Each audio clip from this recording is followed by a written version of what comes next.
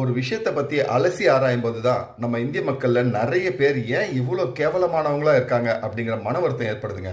போன ஒரு வருஷத்தில் மட்டும் ட்ரெயினில் டிக்கெட் வாங்காமல் ஓசி பயணம் பண்ண வகையில் 28 லட்சம் கேஸு பதிவாகியிருக்கான். 200 கோடி ரூபாய்க்கு மேலே பெனால்ட்டி கலெக்ட் பண்ணியிருக்காங்களாம். பாருங்கள், ட்ரெயின் டிக்கெட் அப்படிங்கிறது ரொம்ப ரொம்ப ரொம்ப கம்மியான அமௌண்ட்டு தான். ஆனால் அதை கூட வாங்காமல் ஓசி பயணம் பண்ணி கவர்மெண்ட்டை ஏமாற்றணும் அப்படின்னு மக்கள் நினச்சா, அப்புறம் மக்களை ஏமாத்துறோம்னு நினச்சி ஊழல் பண்ணிக்கிட்டு இருக்க அரசியல்வாதிகளை பற்றி பேசுறதுக்கு மக்களுக்கு என்ன ரைட்ஸ் இருக்குது? நீங்களே சொல்லுங்கள்.